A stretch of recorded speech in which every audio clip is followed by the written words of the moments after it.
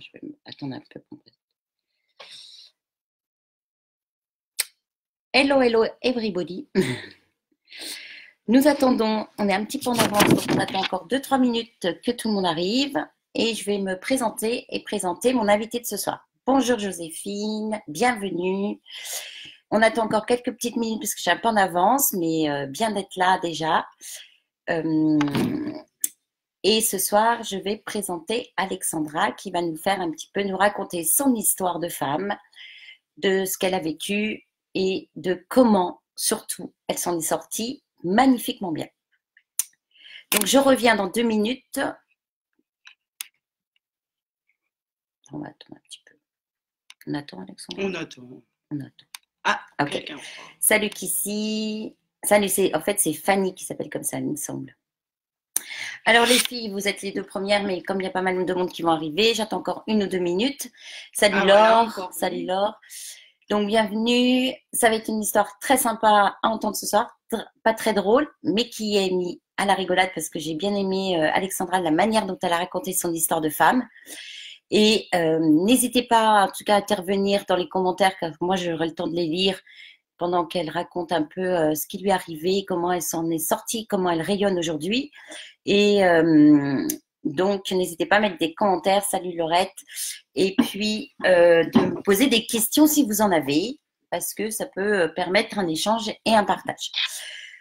Donc, je vais commencer gentiment. Donc, la plupart des personnes qui sont déjà là ce soir me connaissent. Et comme il y a pas mal d'amis aussi, Alexandra, qui voulaient se connecter, je voulais me présenter, donc je me présente, je suis Katia, je suis accompagnatrice et j'accompagne les personnes à reprendre confiance en elles, l'estime d'elles-mêmes pour vivre la vie qu'elles souhaitent et surtout vivre de leur activité d'entrepreneur. Donc, avec des méthodes de transformation et stratégies de transformation et des méthodes pour qu'elles se sentent en confiance et qu'elles puissent rebondir telles qu'elles sont et vraiment vivre la vie en étant la personne qu'elles sont, en accord avec elles-mêmes. Et justement, ce soir, Alexandra qui intervient va nous raconter un peu son histoire de burn-out. Alors Alexandra, je l'ai rencontrée lors des apéros coaching que j'organise. Et quand elle m'a raconté son histoire, qui est assez qui n'est pas commune déjà, et puis de la façon dont elle l'a racontée, j'ai adoré cette nana. Je l'ai trouvée hyper fun, hyper drôle, elle a un humour et d'autodérision qui m'a fait beaucoup rire. Donc malgré que c'était dramatique ce qu'elle racontait, elle nous faisait rire quand même parce qu'on était plusieurs ce soir-là. Et j'ai dit, il faut que je la fasse intervenir parce que ça peut servir surtout à d'autres personnes qui sont déjà dans le mal-être au niveau du travail, qui sont dans la force, qui sont dans un mal-être. Ça peut être un burn-out familial, ça peut être un burn-out professionnel ou quelque chose où on en a ras-le-bol. On sait que ça ne va pas, mais on continue d'avancer dans le même sens alors que ça ne va pas. Et là, c'était pour ça que je voulais faire partager l'histoire de faire témoigner Alexandra ce soir et surtout aussi ce qui m'a impressionné chez elle, c'est de la façon dont elle rayonne maintenant et les talents qu'elle a découverts grâce au fait qu'elle est arrivée si bas. Alors, Alexandra, tu vas te présenter.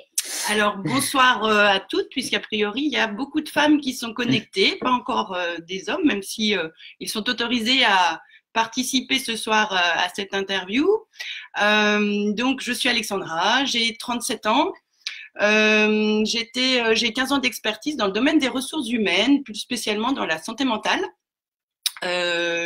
J'ai exercé 15 ans dans ce domaine-là et je suis arrivée à un niveau de hiérarchie assez important puisque j'étais cadre de direction d'un groupe d'établissements psychiatriques. Je gérais 14 sociétés, 1400 salariés et j'étais actionnaire de ce groupe.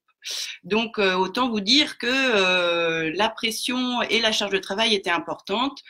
Malgré tout, j'adorais mon travail. J'avais un travail très polyvalent, très proche de l'humain. J'ai rien à dire par rapport à ça, mais très peu de moyens pour mener à bien mes missions, malgré des alertes, malgré des demandes auprès de ma direction, pour qu'au final cela se résulte par un burn-out très sévère. Donc il y a 19 mois de ça. Aujourd'hui, je suis encore en arrêt maladie. Le burn-out s'est manifesté comment? Je réponds déjà à la question de la coach. Non mais je te laisse. Quels ont été les signes alors de Les ton signes, burn-out? voilà, parce que le problème du burn-out, c'est qu'effectivement, ça arrive à certains profils de personnes, des personnes souvent très professionnelles, qui ont une grosse capacité de travail, qui sont très investies dans leur travail. Pour lesquels le travail prend beaucoup d'importance au détriment de la vie privée et de l'individu en tant que tel. Du coup, les signaux d'alerte, on ne les écoute pas parce que on se pense warrior du siècle, on pense qu'on va y arriver parce qu'on a une confiance professionnelle importante et que du coup, on fait tout pour tenir le coup. Le problème, c'est que non, en fait, on n'est pas fait pour ça et non, on ne tient pas le coup. On ne peut pas travailler jour et nuit, 7 jours sur 7, 365 jours par an. On ne peut pas faire ça. Donc, la manifestation du burn-out, pour moi, ça a été déjà d'énormes troubles du sommeil, c'est-à-dire que je ne dormais plus du tout. Le cortisol avait pris le dessus et mon cerveau moulinait jour et nuit, non-stop. J'avais un petit calepin sur ma table de chevet et au milieu de la nuit, je pouvais écrire des idées, des dossiers à traiter, etc. Ensuite, Tu faisais beaucoup de déplacements, je faisais beaucoup de déplacements, effectivement, puisque, comme je vous l'ai dit, on avait des cliniques sur toute la France. Donc, je pouvais faire en une semaine, partir le dimanche après-midi et faire Paris, Rouen, Tours, Bordeaux, Lyon, revenir le vendredi soir. Et puis continuer à travailler le week-end, bien sûr, à corriger des PowerPoint en anglais à 22h30 le soir pour nos actionnaires financiers. Enfin, oui, pas de problème. Sauf que si, le problème, c'est que non, comme je vous l'ai dit, on ne tient pas comme ça. Donc, perte de sommeil, beaucoup de tremblements, en fait. Donc, je tremblais beaucoup des mains. Je ne pouvais plus servir un verre d'eau avec une carafe. Le tremblement de la mâchoire, le tremblement des jambes, puisque les jambes ne me portaient plus. Mais je continuais quand même à aller travailler. Voilà. On appelait qui? Alexandra. Voilà, parce que de toute façon, Alexandra, c'est un pompier. Alexandra, il y a une situation délicate, on va l'envoyer au front, elle sera gérée. OK.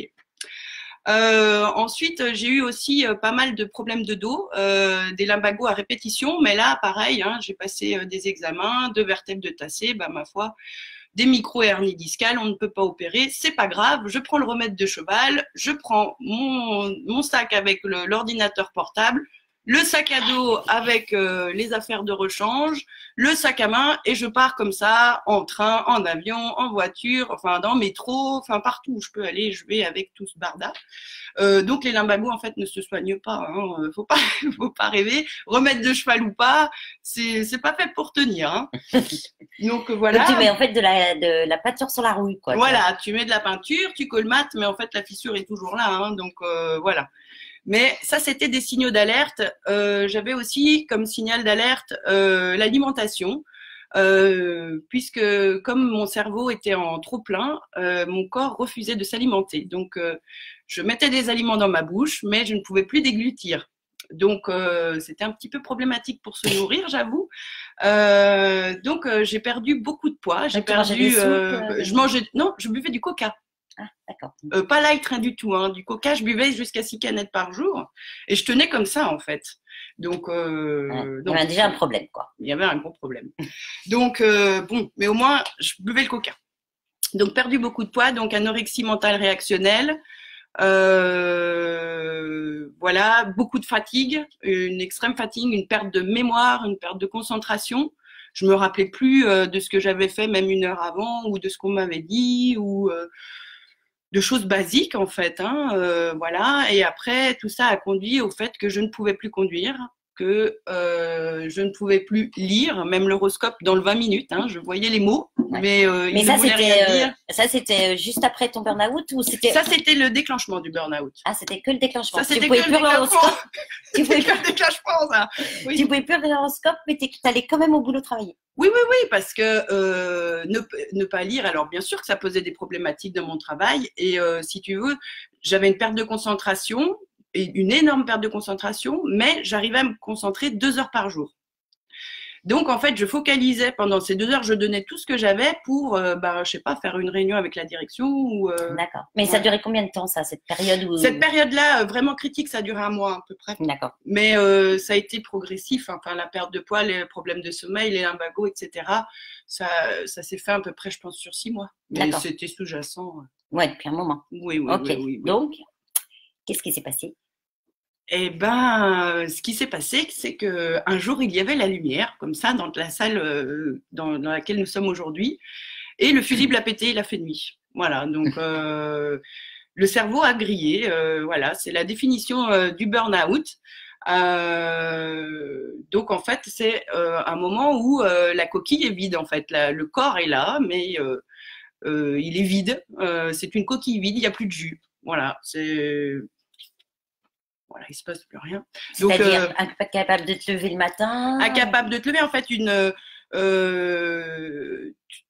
plus de sens de rien du tout, en fait. Tu t'alimentes plus, tu dors plus, tu sais plus où tu habites, il n'y a plus de sens à rien, en fait. Par contre, tu ressens une souffrance énorme, oppressante, envahissante, mais indescriptible, mais tu n'es plus capable de rien faire. Et le pire dans tout ça, c'est qu'on en a conscience. On en a conscience, mais on peut pas bousculer la machine puis dire allez, je continue à forcer dessus, à tirer sur la corde. Non, ça marche pas comme ça. Ça marche plus, quoi. Non. Il n'y a plus de lumière. Non. Il n'y a plus de lumière. Donc, alors là, je vais voir un médecin psychiatre. Alors, vous allez me dire, c'est paradoxal pour un DRH en santé mentale d'aller voir en qualité de patient un médecin psychiatre. Et là, le médecin psychiatre, il me dit, écoutez, c'est très simple, Alexandra. Vous n'êtes pas juste fatiguée, vous êtes malade. Comment ça, je suis malade? Oui, oui, vous faites un burn-out sévère, annexé d'anorexie mentale réactionnelle. Donc, en fait, la solution, c'est un arrêt de travail et une hospitalisation. En fait, même dans cet état-là, vous n'arrivez pas à accepter ce qui vous arrive. Et même si le médecin le dit, on l'entend bien, mais c'est inconcevable que l'Alexandra, que j'étais forte, qui était forte avant, qui gérait 32 millions de frais de personnel, qui était taquet sur tous les dossiers, qui était toujours de front, on dise arrêt maladie. Déjà, avant hospice, on me dit arrêt maladie. Et là, je dis non, je peux pas me mettre en arrêt, j'ai du boulot quand même. Et puis le psychiatre, il dit non, là, vous pouvez plus, il faut vous arrêter. Donc en fait, je vous mets en arrêt. Ok. Alors, alors elle me fait un arrêt de 1 mois au départ. Et puis elle fait une demande d'hospitalisation. Alors je me dis, 1 mois d'arrêt, ok, je vais être hospitalisée 15 jours. Et puis après, je partirai 15 jours en vacances. Et puis après 1 mois comme ça, je vais revenir, je serai en forme, je reprends mon boulot, quoi. Non, mais ça s'est pas passé comme ça du tout, en fait. Donc, non, en fait, donc, on a attendu déjà pour l'hospitalisation, puisque l'hospitalisation se fait pas comme ça du jour au lendemain. On a attendu 10 jours avant que je sois hospitalisée. Pendant ces 10 jours, j'étais sous surveillance jour et nuit. J'étais à la maison, mais j'ai mes amis qui ont pris le relais pour me surveiller jour et nuit, qui dormaient avec moi, et la journée, qui m'accompagnaient faire les courses, qui m'accompagnaient, c'est plutôt, elle me prenait par la main pour faire les courses, quoi. Ouais, t'as pas expliqué, ouais. En fait, t'étais dans l'incapacité à ce moment-là. Ah, mais même de me laver, en fait. Ouais, tu pouvais plus rien faire. Voilà, mes amis me disaient, allez, va dans ta douche, prends ta douche, je t'attends là, voilà. Tiens, tu vas mettre ça comme vêtement. En plus, comme j'avais perdu beaucoup de poids, les vêtements, ils allaient plus. Donc, les copines, elles me prenaient même pas pour aller faire les courses. Elles me ramenaient des vêtements à la bonne taille. Enfin, voilà, il n'y a plus de... Plus rien. Plus rien. Donc, on a dans 10 jours, avec la copine qui dort, là, bon, ok.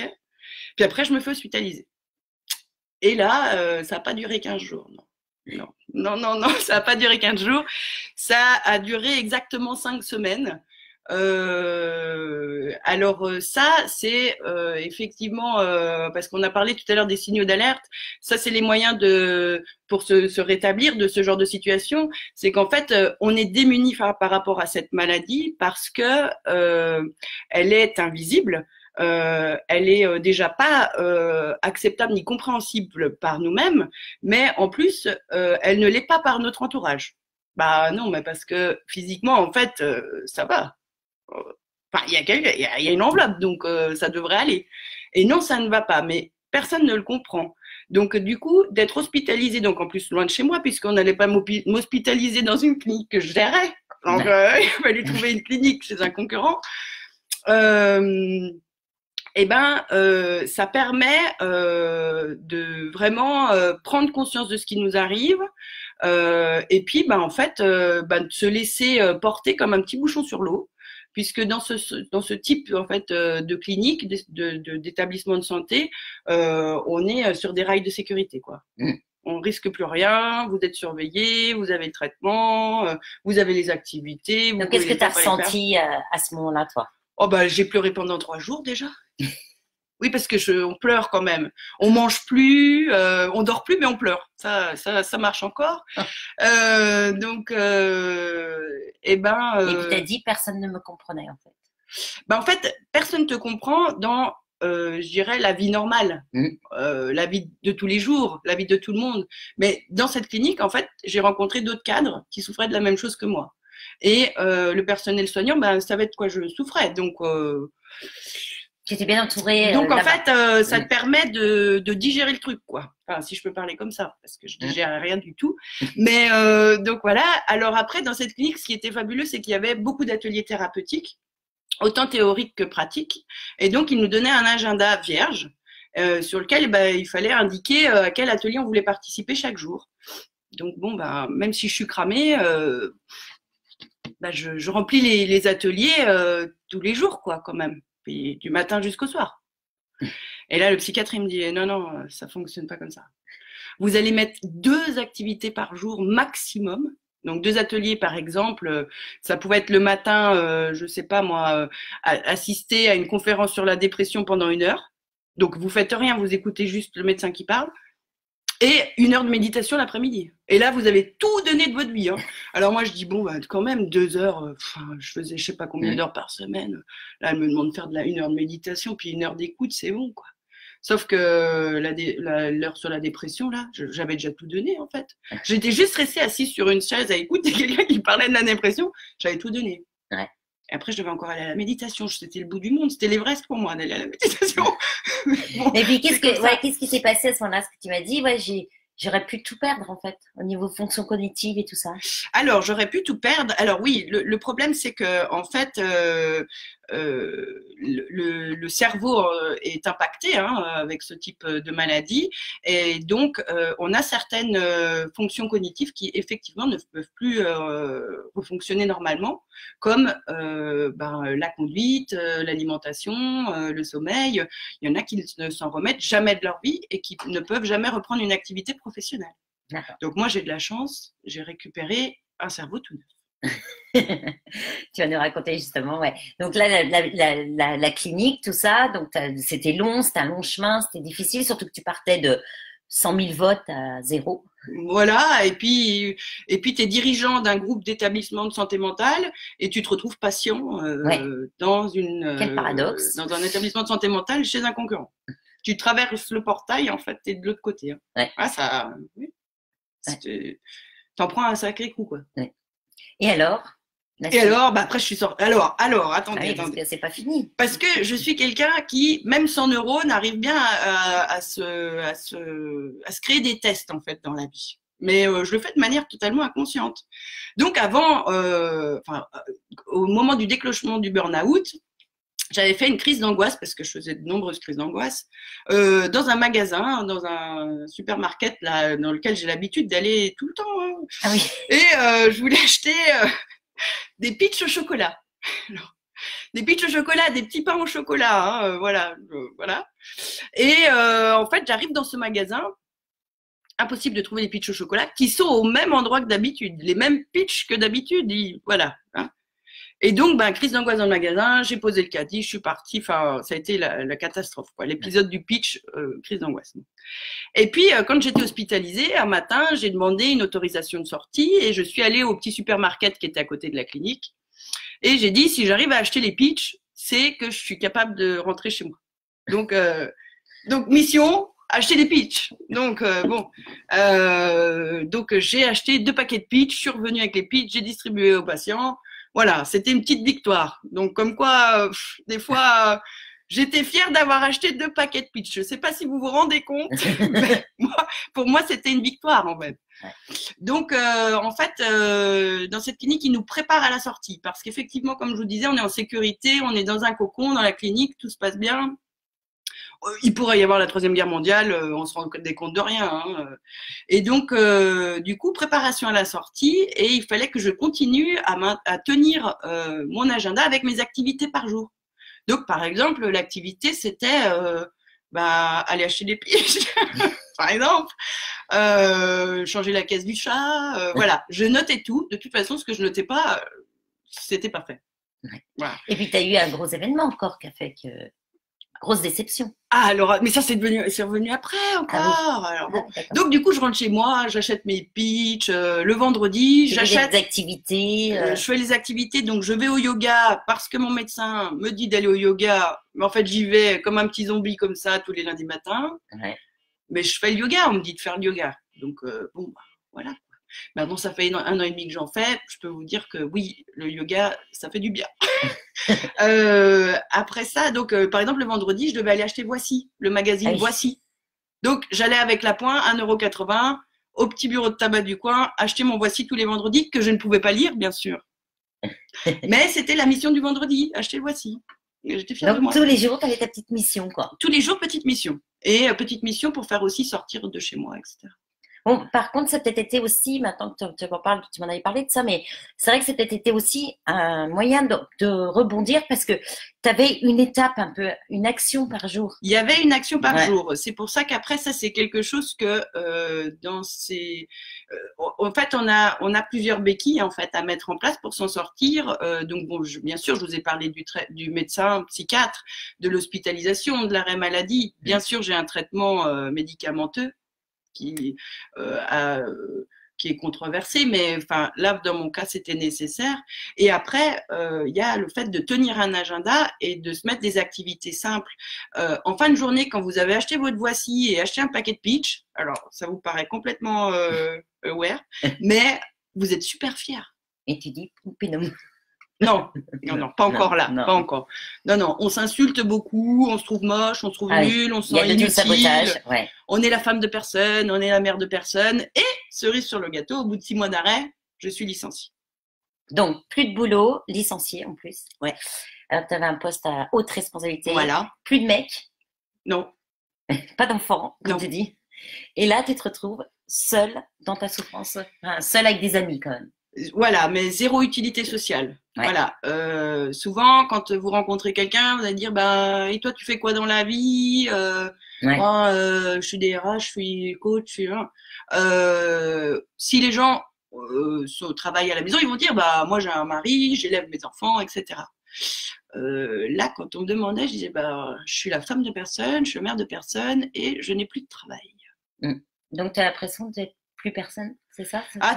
T'es plus personne, tu te sens inutile en fait. Donc la souffrance ne s'amoindrit pas, hein, la souffrance dont je vous parlais tout à l'heure qui est envahissante, grandit encore en fait avec cette notion de ce sentiment d'inutilité en fait. Voilà.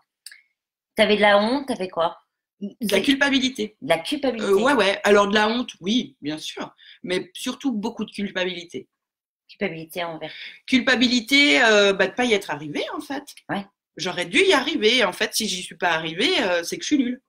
D'accord. Tu devais arriver à travailler aux 80, je sais pas combien d'heures par semaine. Je sais pas, je comptais pas, mais beaucoup. Ouais. Donc la culpabilité, l'inutilité dans la société. Et puis on doit affronter aussi une grande part de jugement de la part des autres, parce que comme je vous le disais tout à l'heure, cette maladie est invisible. Elle n'est pas contagieuse, faut savoir, mais elle fait vachement peur en fait aux gens. Elle fait vachement peur et du coup, on culpabilise et on a honte en fait de dire ce qui nous arrive. Mais en plus, comme c'est dur de l'accepter, quand les autres nous jugent par rapport à ça, c'est encore pire. C'est encore pire. Ouais, bien sûr. Donc la solitude un peu, beaucoup. Oui, la solitude. Alors après, j'étais entourée d'amis que j'ai toujours. Je suis toujours entourée de mes amis. Heureusement qu'elles ont été là parce que je pouvais pas conduire, donc c'est pas grave. Elles me mettaient dans une voiture, elles m'emmenaient au Brasse marcher dans la neige, on descendait, elles m'emmenaient, je fais mes courses, tu veux que je te prenne quelque chose, voilà. Alors après, elles l'ont fait vraiment de bon cœur et avec beaucoup de bienveillance. Sachant que de toute façon, si vous me posiez sur une chaise, 2 heures après, vous reveniez, j'étais toujours sur la même chaise, au même endroit, à la même position. Donc bon, je n'ai pas, hein, je n'ai pas. Non, Non, on t'entendait. je prenais une chaise, quoi. Mais bon. Et alors, donc la suite. Alors ensuite, donc je suis licenciée, donc licencier son burn-out, licencier son DRH pour burn-out en santé mentale. Ça l'a fait bien. C'est un peu raide. Mais bon. Ils n'ont pas dû s'en vanter. Non, ils s'en vantent pas. C'est discret, quoi. Voilà, donc sur le coup, ben voilà, ça remet un coup sur la cafetière. Et puis il y a une phrase que j'ai détestée en fait pendant la maladie, c'est oh mais tu verras avec le temps, ça ira mieux. Alors ça, le nombre de fois qu'on me l'a dit, tu peux pas donner un coup de poing parce que tu n'as plus de force physique, mais tu as envie quand même. Et en fait, c'est vrai qu'avec le temps, ça passe, on s'en remet. J'ai digéré le licenciement. Aujourd'hui, je peux vous dire, et j'affirme et je suis sûre de moi que c'est une chance qu'il m'ait licencié, même si j'adorais mon poste. Je garde les compétences que j'ai eues pendant ces 15 années en ressources humaines. Je vais les mettre à profit demain dans une autre activité professionnelle. Et surtout, j'ai plus besoin, maintenant qu'aujourd'hui je vais mieux, j'ai plus besoin de me confronter à eux pour rompre mon contrat. Ouais.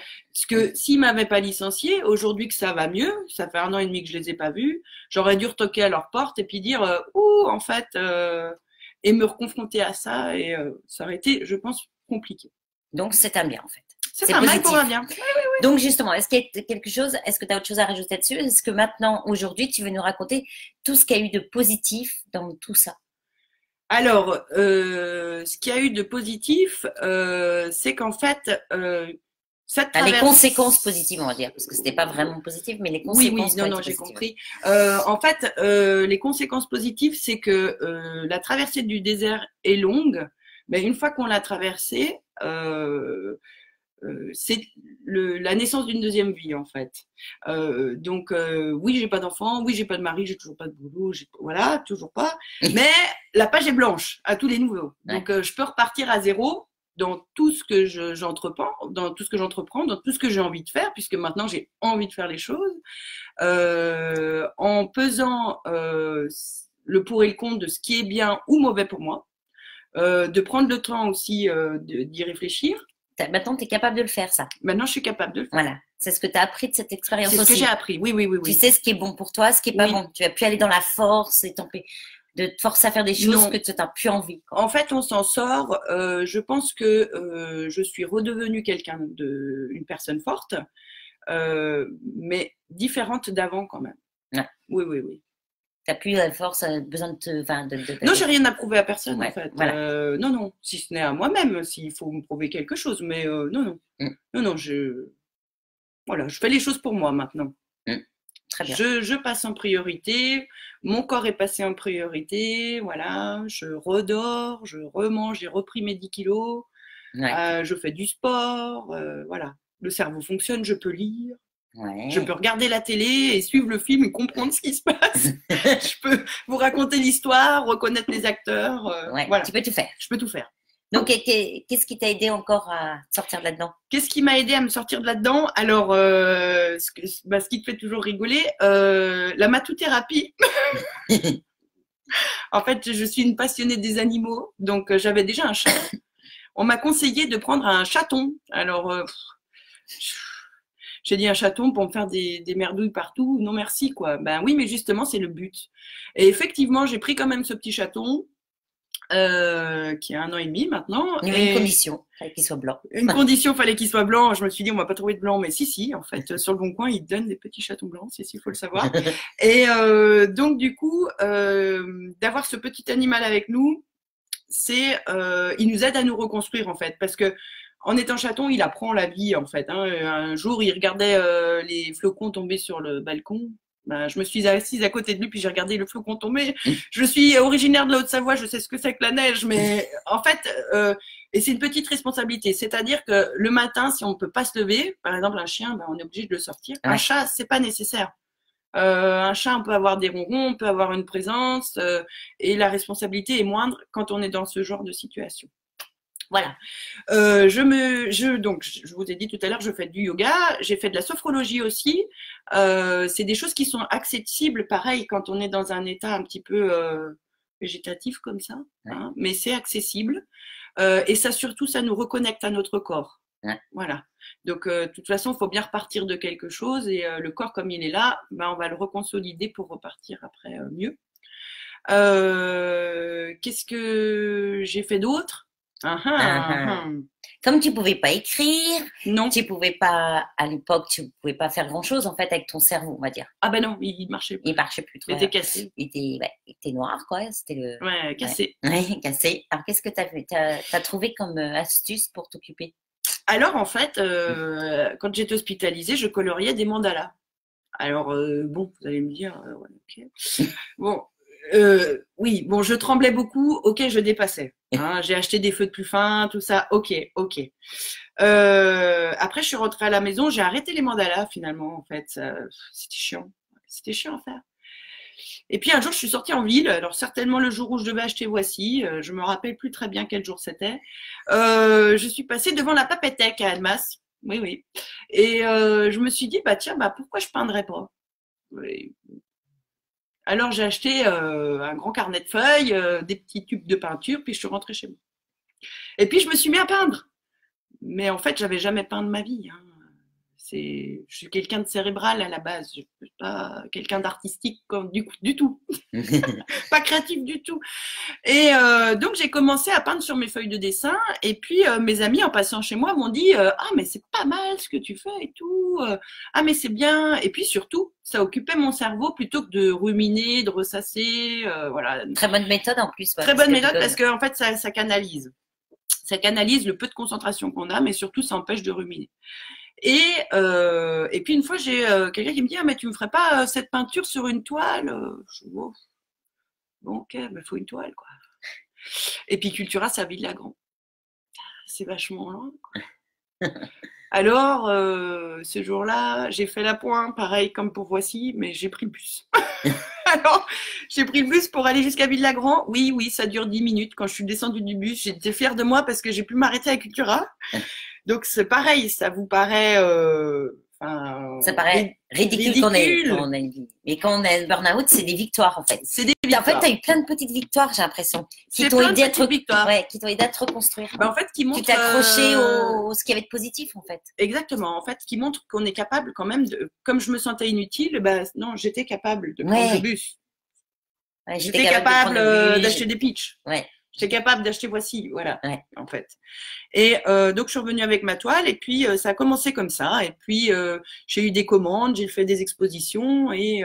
D'ailleurs, vous pouvez les voir sur son site Facebook parce que, en fait, quand elle m'a raconté ça, je l'ai vu à l'apéro coaching, Alexandra, puis parce qu'à l'apéro coaching, en fait, on raconte notre histoire un peu, on dit où on en est, et puis ensemble, on parle de son projet en cours ou de sa problématique pour qu'on puisse co-développer ensemble et apporter des solutions, des actions à la personne qui parle. Et Alexandra nous raconte son histoire. Bon, elle nous a fait beaucoup plus rire que ce soir parce qu'elle était beaucoup plus à l'aise. Mais j'ai trouvé ça extraordinaire. Et quand elle m'a parlé de ses peintures, je dis ouais, bon, ok. Puis après, elle m'a demandé sur Facebook, ou si moi, je sais plus, enfin bref. Et là, je vois les peintures qu'elle fait. Et là, je dis, mais attends, elle m'a dit qu'elle peignait pendant son burn-out. Et j'ai trouvé ça super chouette. Vous pouvez aller voir d'ailleurs, je vais vous mettre son Facebook. Parce que si vous voulez rester en lien, vous posez des questions à Miss Tinguette, à Alexandra, et vous pouvez avoir son Facebook ici, Nina is back. Alors pourquoi Nina is back? Le chaton thérapeutique s'appelle Nina. Voilà, je crois que donc c'est Nina is back. Voilà, je vous ai mis son lien Facebook et j'adore. Tes peintures sont magnifiques, j'adore. Elle dit Peg, ça doit être une copine à toi. Voilà. Coralie, pareil, le chat qui était pour ma fille m'a beaucoup calmée, réconfortée. Tu vois, Coralie, aujourd'hui, je suivais bien dans ce que je fais. Donc, tu vois, merci au départ, puis un deuxième par Skype. Voilà, donc Coralie aussi, tu vois, qui a vécu ça, 2 licenciements, par Skype, un Martin, elle se retrouve et le chat était aussi pour elle une thérapie. Donc, moi, j'aurais jamais pensé. Non. Pour l'accompagnement de quelqu'un. Mais alors, si le chat, ça sert autant. C'est vrai qu'on se reconstruit, en fait, parce que c'est le chat, comme tu dis, il apprend, il est calme. Il n'a pas de jugement, lui. Il n'a pas de jugement. Il est content d'être là. Il vit sa vie. Hein, Donc bref, vous pourrez aller voir aussi les peintures qu'elle fait sur Nina Isbach, son post Facebook, son site, son lien Facebook, parce que moi, j'ai adoré. J'étais surprise quand je l'ai revue la deuxième fois. J'ai dit, attends, mais tu m'as dit des peintures, je croyais que tu peignais comme les bandanas pour t'occuper, quoi. Et quand j'ai vu le résultat, ben, j'ai dit, c'est impressionnant. Ça m'a vraiment épatée parce que c'est le talent qu'on peut sortir de nous comme ça.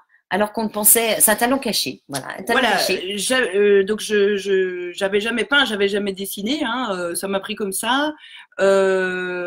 Après le fait que ça plaise aux gens, qu'on ait des retours positifs, et puis en plus sur une toile vous peignez, vous attendez que ça sèche, vous vernissez, le résultat est concret immédiatement en fait, et donc Oui. ça valorise beaucoup. Ah ouais, ouais. Voilà. Donc un super outil qui te permet de rendre compte de talent. Voilà.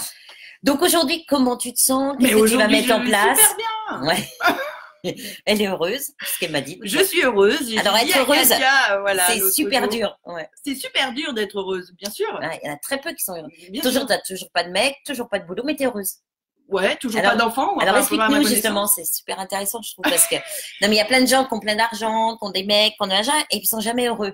Et ils ont beau déménager, aller dans le sud ou je sais pas où au soleil, ils sont toujours pas heureux. Et en fait, c'est parce que ça vient de soi. T'es d'accord? C'est ça. Alors dis-nous, toi justement. Eh ben, alors effectivement, comme dit mon médecin, je reviens de loin. Malgré tout, cette expérience m'a servi à vivre l'instant présent, à prendre conscience de choses simples de la vie qui peuvent nous rendre heureux. Alors, quand on est au fond du trou et qu'on nous dit ça, on dit ouais, c'est ça, ouais. C'est ça. C'est toi, ouais. N'empêche que après, quand on peut vivre les choses d'une manière très concrète et en pleine conscience, bah oui, on est heureux en fait de petit rien. Oui, non, j'ai toujours pas de mec, j'ai toujours pas de boulot, toujours pas d'enfant, mais je suis super heureux. Je me lève le matin, je ne m'insulte pas devant la glace, je suis juste contente de me lever. Ouais, de vivre ta journée. Alors tu sais même pas trop ce que si tu sais un peu. Si, toujours ton agenda, tu sais. J'ai toujours l'agenda, mais. Qu'est-ce que tu fais de plus alors? Qu'est-ce que tu as remis en place de nouveau maintenant? Je fais de la gym. Ah oui, je fais du sport. Je fais pas mal de sport. Très bon moyen aussi. Ça fait beaucoup de bien. Alors, le truc, c'est que quand on peut en faire puis qu'on n'a pas envie d'en faire, bon ben, ça nous chagrine pas trop. Par contre, quand on ne peut pas en faire, comme quand j'étais vraiment très mal physiquement, bah ça nous manque. Ouais. C'est paradoxal, mais voilà. Mais donc, du coup, maintenant que je peux, bah j'en fais. Ouais. Je peins toujours, je chatouille toujours. Tu as des projets professionnels? J'ai des projets professionnels puisque je crée mon cabinet de bilan de compétences et de coaching sur Annemasse pour une ouverture dans les prochains mois. Voilà. Bon, donc ça prend aussi du temps. Ouais. Et ça aussi, ça m'a permis de voir à quel niveau mon cerveau était en train de se régénérer. Est-ce que j'étais capable en fait de rédiger un business plan, de suivre une formation, etc. Et là, si tu t'es dit encore une étape de plus, en fait, c'est bon. Ça a été crescendo. Ouais, voilà, c'était crescendo. Voilà, tu as récupéré en premier. Qu'est-ce que tu as récupéré en premier d'ailleurs comme capacité? Peut-être l'alimentation. L'alimentation, ça a commencé par ça. Oui. Après, ça a été quoi? Les sorties, le sport? Non, pas tout de suite. Non. En fait, il y a eu une grosse période de blanc. Où vraiment, il n'y a rien qui fonctionne. Donc, je mange et je dors quoi, au début. Et puis, je dors chimiquement. Ouais, grâce aux médicaments, sinon je dors pas. Puis un jour, vous vous levez, puis ça fonctionne, quoi. Ouais, ça. Tu peux relire, quoi. Tu dis, ah, cool. Ça arrivait d'un seul coup, par exemple. Oui, mais enfin, tu vérifies pas tous les matins si tu sais lire ou pas. Mais un jour, tu prends Voici, puis après, tu peux lire l'horoscope et tu dis, wouh. L'horoscope, les pitchs, ça référence à elle. Bon, ben voilà. Bon, super. Est-ce que tu aurais autre chose à rajouter pour donner des conseils Peut-être alors, moi, ce qui me frustre, c'est vrai que c'était la deuxième personne que j'interroge sur ce burn-out. En plus, c'était une DRH, la première aussi. Sur mon blog, c'est un article qui est un peu moins vivant, mais elle avait un peu aussi, comme toi, DRH, grosse responsabilité. Elle a eu ça. Et quand je lui disais, mais tu avais plein de signaux, quoi. Tu nous as dit, j'avais plein de signaux, je tremblais, j'avais des lumbagos. Qu'est-ce qui pourrait faire que la personne réagisse pour Dieu? Parce qu'en fait, les personnes. Parce qu'à chaque fois, ils vont à l'extrême. On est capable tellement d'être parfaite qu'on va à l'extrême de soi, quoi. Oui, on tire sur la corde. On est pris dans un tourbillon, en fait. Moins on y arrive, plus on va y arriver avec moins de moyens. Donc, c'est pas possible. Ouais. Après, je pense que si peut-être quelqu'un de notre entourage ou une tierce personne puisse nous donner en fait un signal de faire prendre des clics. En fait. Et je ne sais même pas si on écouterait. Ouais. Moi, c'est le psychiatre qui m'a dit stop, quoi. Ouais. Sinon, je continue à aller bosser. Alors que tu pouvais plus conduire. Alors, je pouvais plus rien faire. En fait, on s'arrête pas. C'est comme une locomotive qui est lancée. Oui, on a l'impression qu'il n'y a rien qui peut arrêter, quoi. Non. Il n'y a que soi-même. Et soi-même, on ne l'écoute pas du tout, quoi. Non, et notre corps, en fait, on n'écoute pas assez notre corps qui nous dit stop, stop, stop. Et on continue.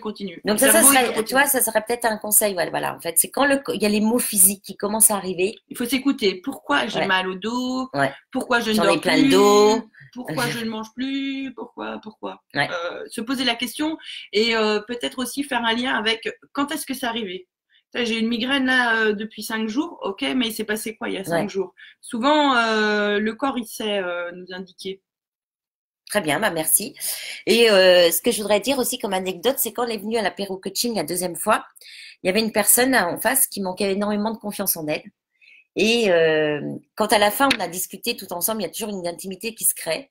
Et la personne, elle a dit, moi, Alexandra, tu m'as beaucoup impressionnée dès que je suis arrivée. Tu te rappelles de ça? Oui. Et ça m'a beaucoup marqué parce que comme quoi, l'autre personne, on va l'appeler Elisabeth. On ne va pas lui donner de prénom pour pas qu'elle se reconnaisse, par exemple. Elisabeth, quand elle arrivait, elle a vu Alexandra, ça l'a mis très mal à l'aise parce que Alexandra, pourtant, elle était, t'étais pas coiffée, t'étais cool, t'étais pas coiffée en Pokémon, bien. En Pokémon. Elle était là, sur son fauteuil, elle nous attendait, enfin, très cool. Et pourtant, notre personne, ça l'a impressionnée, elle manquait énormément de confiance en elle. Et en fait, quand on a discuté ensemble de ça, j'ai trouvé ça très intéressant parce qu'en fait, Alexandra, elle n'était pas du tout impressionnante, elle l'a pas pris de haut, tu as été hyper cool avec elle dès le départ, en plus, c'est elle qui a commencé à raconter son histoire, et mais quand elle t'a connue, elle m'a dit, mais voilà, il faut que je te le dise, tu m'as impressionnée. Et ce qu'il y avait, en fait, chez Alexandra, c'est que comme elle rayonne, comme elle est à l'aise dans ses baskets, comme elle est en accord avec soi, c'est ça, hein? Je peux dire ça. Complètement. T'es heureuse, t'es cool, tu te poses pas de questions, tu juges pas, t'es là, non. tu vis le moment présent. Et du coup, c'est le fait de rayonner comme ça, ça lui a renvoyé face à ses propres peurs. Je pense à Film Miroir, parce qu'elle, c'était l'inverse de toi là-dedans, parce qu'elle avait un manque d'estime d'elle-même énorme, un manque de confiance en elle. Et du coup, ça l'a impressionné de voir quelqu'un qui avait pas du charisme, mais qui était bien. Qui était bien dans ses baskets. Hein. Aussi, il y a beaucoup de problèmes de confiance en soi par rapport au regard des autres. Ah ouais. On se dit tout le temps, il va me juger, non. Mais, mais ça, tu penses plus, toi. Donc, Ah, mais non, moi, je m'en fous. Alors, je m'en fous. Les gens, ils pensent ce qu'ils veulent. Ouais. T'en fous. Complet. Ouais. Et ça, c'est pas facile. Il y en a plein qui ont ce problème de jugement, de regard des autres, n'est-ce pas? Enfin, je pense qu'il y en a plein ici. Justement, ça fait souffrir et puis ça nous apporte quoi de plus? Alors, c'est facile à dire, hein. J'entends bien, mais non, il faut regarder ce qui nous fait souffrir et puis l'enlever. Donc en fait, avant, tu étais en train de prouver à toi-même et aux autres que tu allais y arriver. Oui, après c'est une histoire de vie.